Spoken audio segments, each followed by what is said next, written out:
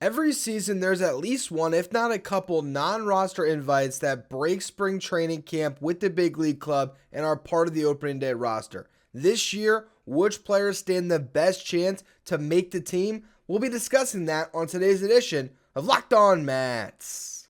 You are Locked On Mets, your daily New York Mets podcast.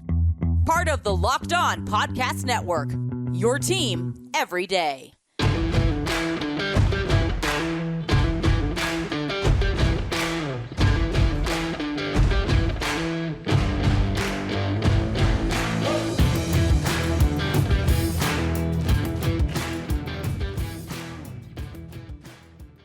Hello to all you amazing Mets fans. You're watching Locked On Mets, part of the Locked On Podcast Network, your team every day. I'm your host, Ryan Finkelstein. If you want to find any of my work, follow me on Twitter at FinkelsteinRyan. You can also find some of my writing at justbaseball.com, where I work as the managing editor. Now, every single year, you look at the non-roster invites and you think none of them are going to make the team, but last season, Travis Jankowski, he made the roster. Chase and Shreve made the roster. And early in the season, they both were pretty good. Shreve fell off a cliff, ended up DFA'd. Jankowski got claimed by other teams at certain points and ended up back with the Mets and ultimately lost out on a role. But he was a key contributor at the beginning of the season when the Mets were winning a lot of games. And he was a defensive replacement and a pinch runner. And he did serve a function on this team. So it is worth noting all these guys that are in camp because you never know when you might see them. At some point this year, if a lot of these guys are parked in AAA Syracuse, they might make a cameo on this Mets roster. So we begin things with the outfielders. Abraham Almonte was signed. He has played parts of 10 big league seasons. Not a great hitter, though. 676 career OPS. He can play all three outfield spots, so that's why he gets all these opportunities. And with the Mets, I don't see him breaking camp, but would I be shocked if at some point this season the Mets needed an outfielder to fill in and Almonte got the call? I absolutely would not. I think he's going to be up at some point. I would not be surprised at all about that. But I do think that the upside is a little bit higher with DJ Stewart. This is not a player that's been passed around forever. This is his second organization, spent his career at the Orioles up to this point. In the minor leagues, he was a 256 hitter with a 361 on base, a 435 slug, 796 career OPS in the minors. In the majors, his slash line's a 213 average, 327 on base, and a 400 slug. So obviously, all the numbers are down compared to him in the minor leagues, which is to be expected. But there's a little bit of something in that bat. There's something there. To slug 400 is not bad. Getting on a base at a 327 clip isn't too bad. He did have a good season in 2020 in 31 games in the shortened season where he hit 7 home runs, so his offensive numbers look good. He had 12 home runs in 100 games in 2021. So, 131 game sample between 2 years, 19 homers is not that bad. There's a little bit of pop to dream on here. Not a ton, but a career 728 OPS throughout his MLB career. It's not a bad option to at some point get some run. And you never know. Change of an organization could tap into a little bit more. He is a former first-round pick and is only 29 years old. And when you're talking about some of these guys, that makes him a little bit younger in relation to an Almonte who's 33. So I think DJ Stewart is probably the highest upside outfielder we're going to discuss today. Of course, outside of Alex Ramirez, who is one of the top prospects that was invited to camp. Be great to see him get into some spring training games, but we know he's still a ways away. Last year, he ended up in High A Brooklyn. I imagine he might return there. We haven't seen where they're going to assign him. If he doesn't return to High A Brooklyn, he'll be spending start to finish the entire year in Double A, but I really think he might need a little more seasoning in Brooklyn before getting that call up. Now, the other few outfielders we got here to discuss, Tim LeCastro. Look at him and just think Terrence Gore from last year. Speedster, can steal bases, can play some defense. That's about it. Can't hit. But honestly, of all these guys, he might be the one that has the best chance to break camp because Buck Showalter does like having that type of defensive-minded, pinch runner, a guy that he can just deploy in a spot where he needs a stolen base or needs some extra help when it comes to the outfield defense. Tim LeCastro of that group is probably the most likely to break camp with the team. I'd say DJ Stewart is maybe the most likely to have a real impact at some point. So I think that's where we juggle that mix there. The last guy to address, I almost forgot him here. Lorenzo Cedrola, 25-year-old minor league signing, has yet to make his MLB debut. Full optionality.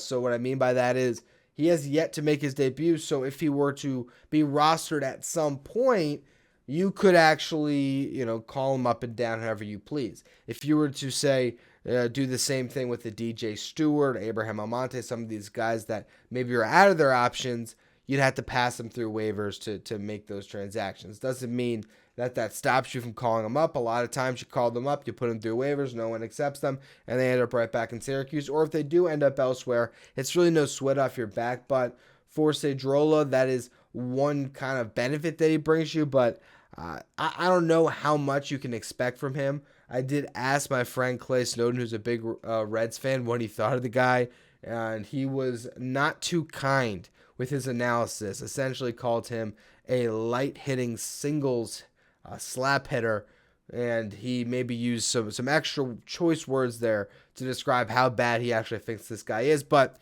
at the same time, 2021, 106 games in Double-A, he did hit 320 with 356 on base and a 461 slugging with 16 doubles, 7 triples, and 9 homers. So some athleticism there. He's still young. Maybe he taps into something with the Mets. Most likely not, but you really never know. So not a bad addition when, again, you're discussing a minor league signing. Although this past year, he hit 267, 303 on base, 356 slug in Triple-A. So, again, not the highest of ceilings likely with Cedrola. So that's where the Mets stand in the outfield. Again, I think LeCastro most likely to break camp. Stewart most likely to make an impact. But we have infielders to discuss next and still a ton of arms. So we're going to get to all of that. First, though, today's episode is brought to you by Built Bar. If you're trying to be a little bit healthier this time of year, maybe drop a little bit of weight, you got to try Built Bars because what makes them so good, for starters, they're covered in 100% real chocolate. So you're looking at protein bars that taste like candy bars that come in incredible flavors like the churro, the peanut butter brownie, the coconut almond. These bars are amazing. Only 130 calories, 4 grams of sugar with a whopping 17 grams of protein. And now you don't need to wait around for a box. Although you could still go to Built.com, get your mix box, have it shipped directly to you. But if you're looking to get that Built Bar right now, head to Walmart or Sam's Club. At Walmart, you can go to the pharmacy section, grab yourself a 4-bar box of their cookies and cream, their double chocolate, or their coconut puffs. Or if you're by Sam's Club, run in there, grab a 13-bar box of their hit flavors, the brownie batter or the churro. You can thank me later. Go to your local store and buy Built Bars today. Looking at the infield, you have Jose Peraza back in a Mets uniform. Did have a nice little run in 2021. Hit 6 home runs, played exceptional defense. But last year, a 661 OPS in AAA. I don't know if there's anything left in that bat. He does give you a great glove, though, that can play shortstop, second base, third. I don't know if we see him this year, but he's a MLB veteran that you're going to park in Syracuse, and there's nothing wrong with it. And I think if they need an infielder at some point, he would be the guy you'd call on, but you still have Danny Mendick, who's actually on the roster, that has some options, that'll always be getting a call before him, assuming he doesn't break camp. So I don't think we see Peraza. I certainly don't think we see him come opening day. The only way we would is if the infield took a hit, whether Guillorme went down or, you would hope not, but if Lindor or McNeil went down, you needed another infielder, it could be Peraza. Now you also have Jonathan Arauz. Drafted him in the minor league phase of the Rule 5.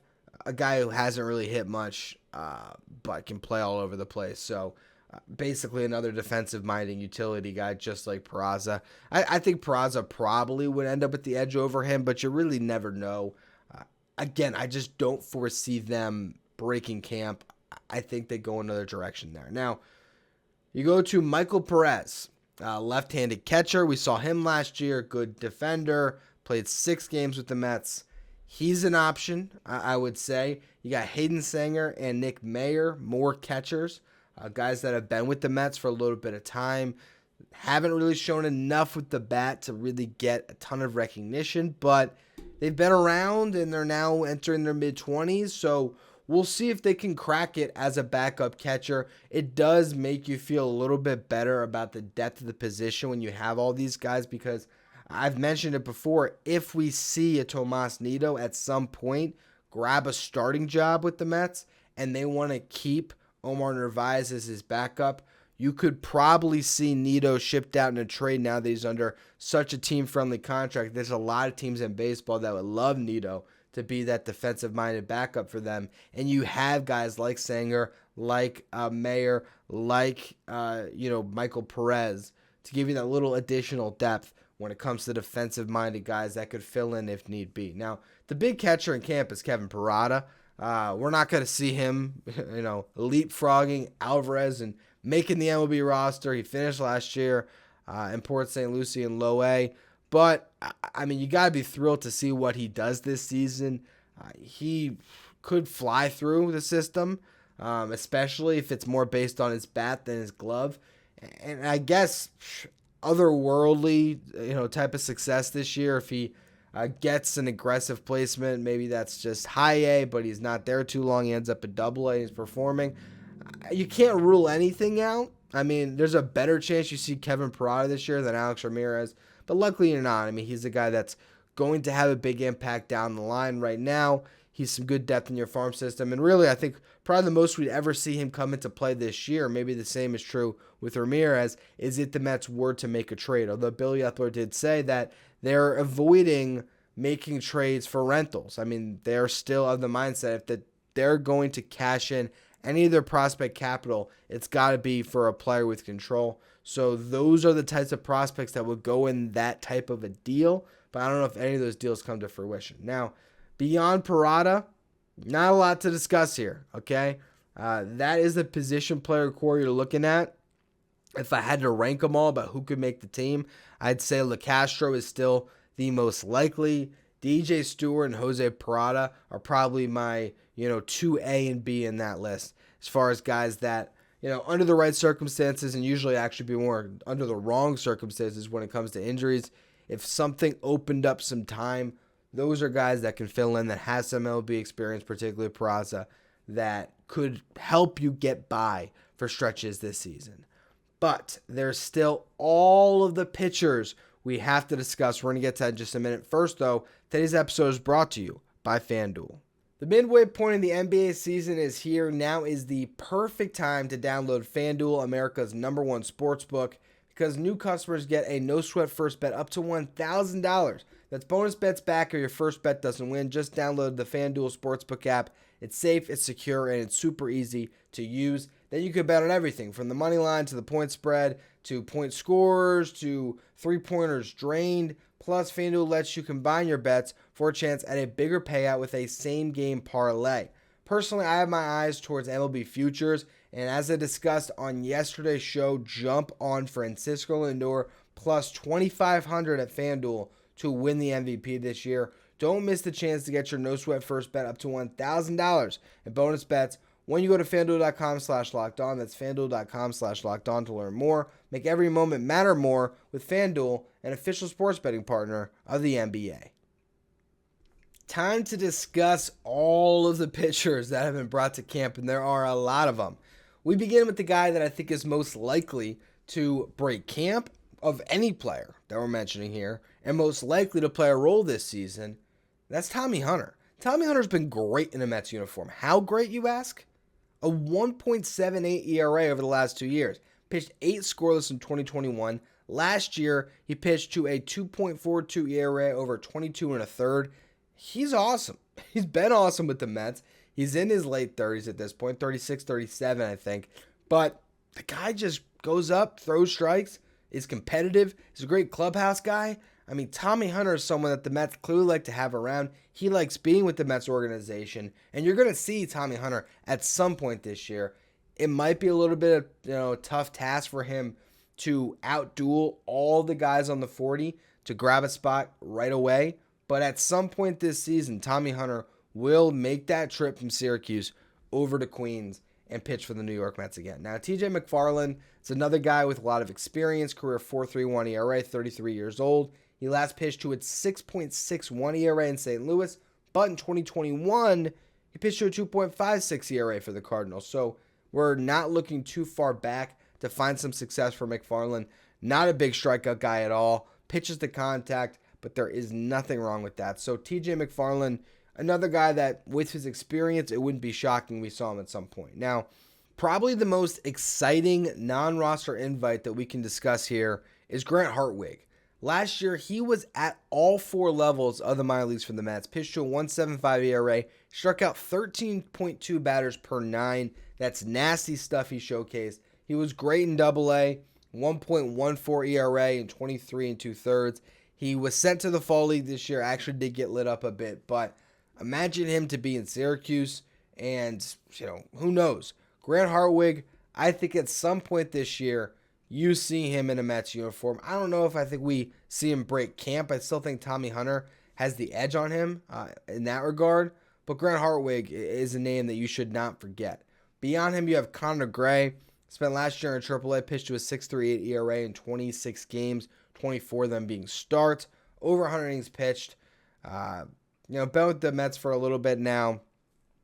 Don't know necessarily how much you consider him starter depth when you still have, beyond McGill and Peterson, Joey Lucchesi, Eleazar Hernandez, Jose Budo. I think Gray is pretty far down the pecking order, but he is going to be in that Syracuse rotation, so I guess good enough to mention. Now we got Zach Muckenhern, left-handed pitcher with a 3.11 ERA in AAA last year for the White Sox. So you add him in, he'll turn 28 in February, has yet to make his MLB debut. An interesting arm, I guess. I mean, the Mets don't have a ton of lefties in camp, so Muckenhern may be competing with a less broad class of relievers. Eric Orsi had a rough year last year in AAA, 5.13 ERA in 47 1/3. We'll see if he can bounce back. The strikeouts were still there for Orsi, but not a good campaign to build off of here. Denny Reyes, terrible in AAA with Baltimore last year, solid with the big league club somehow. ERA was over 7 in the minors, but in his limited action, the big league level, ERA was actually pretty good in 7 2/3. So kind of a weird guy to look at when it comes to his profile, but we'll see if he has an ability to turn some heads in camp. Josh Walker, been in the Mets system since 2017, career 4.29 ERA, was bad in Syracuse last year, did have a good showing in the Fall League. That was more as a relief pitcher, so you wonder if that's a transition he's going to make at some point. Probably the best thing for him, but we never know. I mean, it's tough to see exactly where he fits in. He started some, he's relieved some. We'll see ultimately where he lies. And the last two guys, you got William Woods, who was on the Mets 40 at some point. They claimed him from the Braves. 2 scoreless innings from him last year. Hasn't had a ton of minor league success. Struggled a little bit to stay healthy. We'll see what he looks like in a Mets uniform, but now that he's not on the roster, I don't imagine he breaks camp, but I do think he's one of these arms that they do like a lot, so don't be shocked if you see William Woods at some point. Final name we got, Jimmy Yacobonis. 118 career innings, ERA of 6.03. Not great. I don't think you see Jimmy Yacobonis this year. So, with all of that said, where are we at? Which players stand the best chance to break camp with the team? It's Tommy Hunter for me. It's Tim LaCastro.